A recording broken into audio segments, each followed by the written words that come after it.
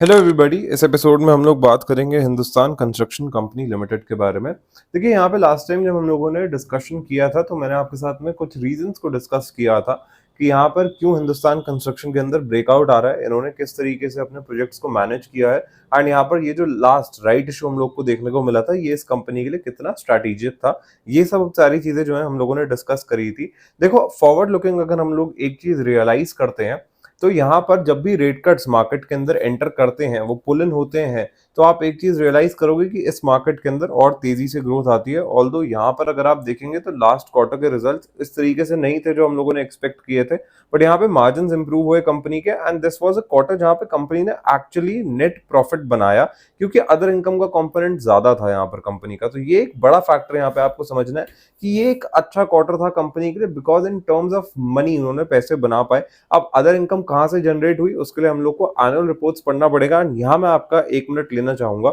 हम लोगों ने एक नया चैनल चालू किया है जहाँ पे हम लोग डिटेल बिजनेस एनालिसिस ही करते हैं। वहां पे हम लोगों ने ये वीडियो सेकंड डाली है, हम लोग की पहली वीडियो कैंपस के अराउंड थी एंड आने वाले समय में हम लोग यहाँ पर हिंदुस्तान कंस्ट्रक्शन की भी वीडियो डालेंगे। इस वीडियो का लिंक आई बटन में आ गया होगा एंड चैनल का लिंक यहाँ पे आपको डिस्क्रिप्शन बॉक्स में मिल जाएगा, जाकर जरूर देखना। साथ ही में हमें इंस्टाग्राम पर भी फॉलो कर लेना, वहां पे हम बहुत रेगुलर बेसिस पे कंटेंट को डालते हैं। एनीवेज, अगर हम लोग यहाँ पर बात करते हैं तो बोरिंग्स का एक समय पे पीक इशू था इस कंपनी का जो कि रीसेंट टाइम्स में इंप्रूव हुआ है। वो एक फैक्टर यहाँ पे आपको समझना है। शेयर होल्डिंग पैटर्न यहाँ पे आपके स्क्रीन पर है, बट यहाँ पे कंपनी ने राइट इशू भी कंपैरेटिवली ज्यादा कर दी है, वो एक फैक्टर यहाँ पे आपको कंसिडर करना है। अल्टीमेटली यहाँ पे एक पॉइंट ये है कि प्रमोटर्स ने अपने 76% स्टेक को भी प्लेज किया हुआ है, तो 25% के आसपास नेट नेट उनके पास में है। इससे मतलब क्या समझना है आपको कि कैश क्रंच जो है अगर यहाँ से बहुत अच्छे तरीके से मैनेज नहीं होता है तो फिर थोड़े से प्रॉब्लम्स बढ़ते हुए नजर आ सकते हैं। वो एक चीज है जो यहाँ पे आपको समझनी है।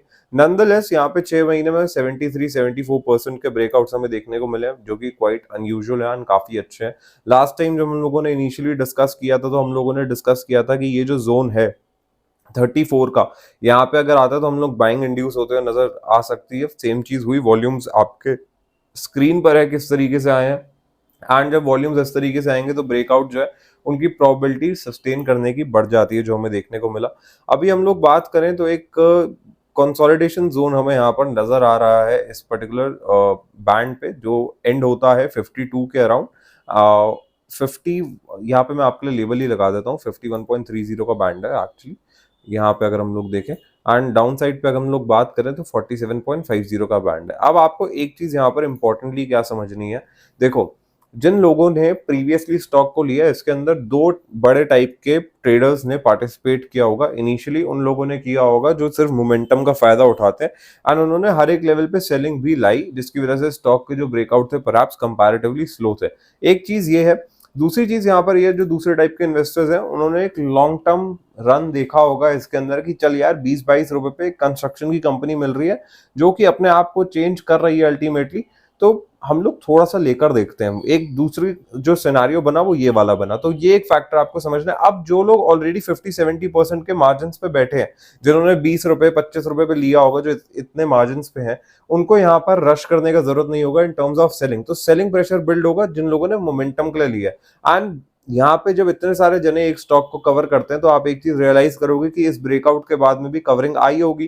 कवरिंग आई होगी तो यहाँ पे एक इंड्यूसमेंट आई होगी, इंड्यूसमेंट आई होगी तो यहाँ पर आप देखेंगे कि जब ये ब्रेकआउट इनिशियली 51-52 को बीट करेगा तो वहां पे कितनी वॉल्यूम आती है एंड वहां पे कितना सेलिंग प्रेशर बिल्ड होता है। तो ये दो चीजें देखना इंपॉर्टेंट हो जाएंगी एंड आप अगर आप इसे ले रहे हैं फॉर मोमेंटम तो आपको इस बात का खास ध्यान रखना है as compared to the person जिन्होंने अपनी बाइंग यहाँ पर अल्टीमेटली कंप्लीट कर ली है।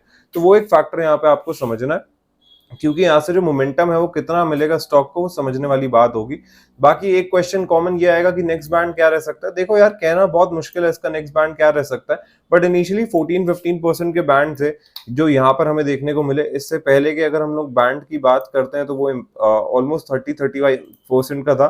तो यहाँ से 7-8% के बैंड अगर हम लोग गोइंग ट्रेंड के साथ में समझते हैं तो ऑलमोस्ट 50-55 रुपीज की साइकोलॉजिकल फिगर जो है हम लोग को देखने को मिल सकती है। With that said, I really hope you guys enjoyed this one. पसंद आया लाइक शेयर सब्सक्राइब जरूर करना and I'll see you guys in the next one.